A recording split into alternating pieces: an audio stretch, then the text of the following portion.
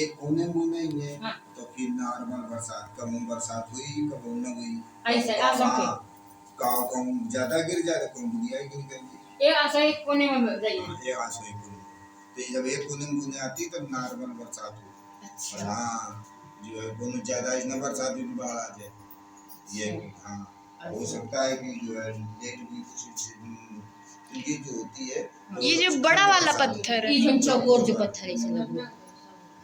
और ये तुम्हारा उड़ीसा जगन्नाथपुरी है, उससे प्राचीन है। पहले मेन जगन्नाथपुरी यही रही, इसी के बाद जो है उड़ीसा जगन्नाथपुरी। अच्छा। इनका को दिखाओ जगन्नाथ का, तो जगन्नाथ का एक माने का हाँ।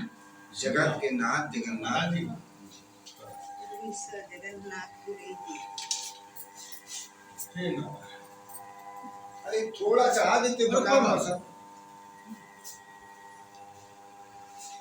तो ये जो है उड़ीसा की जगन्नाथपुरी कहते हैं, सुभद्रा बलराम और कृष्ण तीनों लोगों के मिलने से जगन्नाथ बनते, ये गलत है।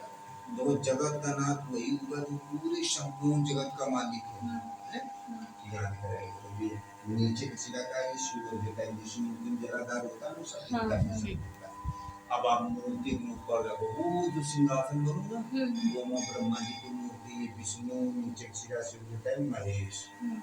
ब्रह्मा विष्णु महेश कहने का तात्पर्य सृजन पालन संहार, ये तीनों अधिकार जब मिले भगवान विष्णु तभी जगत के नाथ जगन्नाथ कहलाते। इस संसार में पहले एक ही नाथ थे, शिव जी विश्वनाथ कहलाते थे। शिव जी कई बार अखंड समाज में गए, जब पहली बार अखंड समाज में गए शिव जी, तो जो शिव जी के पास संगार पद है, ये संगार पद भगवान विष्णु को दिया। तब शिव ने कहा कि आज से तुम जगत के नाथ जगन्नाथ कहलाओगे।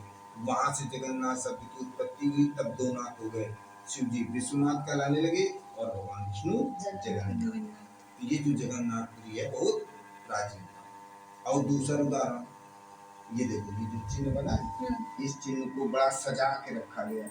उसके अंदर आप लोगों ने सिंधु घाटी सभ्यता पढ़ो। हाँ, सिंधु घाटी सभ्यता काल में लोग प्रतीक चिन्हों की पूजा करते थे। वही लिखा है सिंधु घाटी सभ्यता संसार की सबसे प्राचीन। तो इतने मालूम होते नहीं प्राचीन है।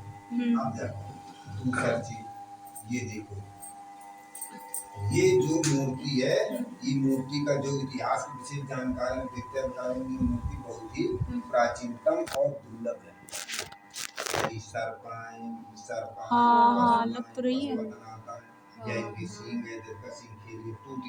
पशुपतनाथ के ऊपर भगवान विष्णु विराजमान है।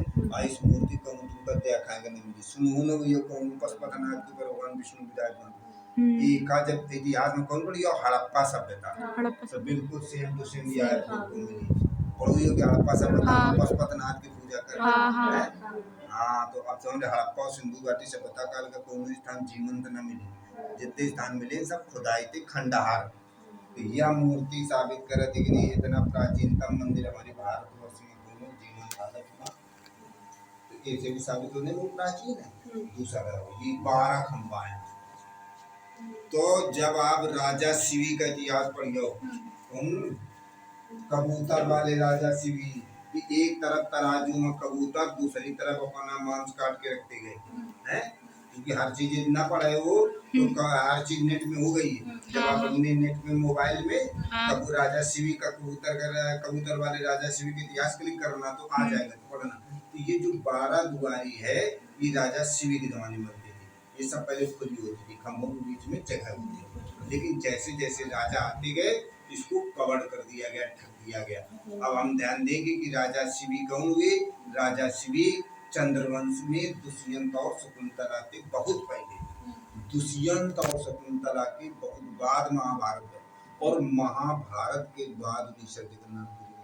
तो ये 12 खंबा भी प्रमाणित करते हैं कि देखिए उड़ीसा के जगन्नाथपुरी से प्राचीनतम, इसका मतलब पहले में जगन्नाथपुरी यही रही।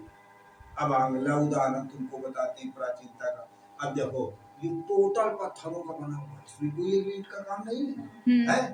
अब ये ध्यान देंगे कि इस तरह टोटल पत्थरों के मंदिर तुमको कहाँ मिलेंगे, पहाड़ी इलाकों में। समतल इलाके में कोई मंदिर इस तरह का नहीं मिलेगा है।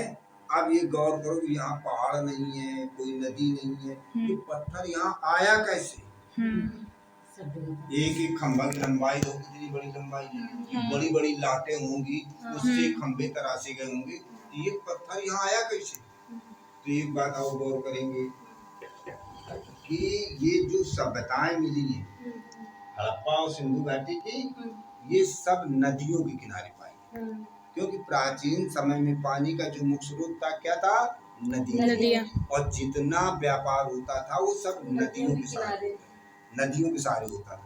इससे ये जो सभ्यताएं यहाँ पाई जाती हैं, ये प्रमाणित करते हैं कि प्राचीन समय में यहाँ से कोई नदी बहती और उस नदी के सहारे ही संपूर्ण पत्थर यहाँ लाए गए। अब ये ध्यान देंगे कि ये जो है गंगा और जमुना के बीच से कौन सी नदी यहाँ से लुप्त हो गई? प्राचीन समय से चली आई संगम में क्या नदियाँ मिलती थी? 3 गंगा, जमुना, सरस्वती। सरस्वती नदी लुप्त है।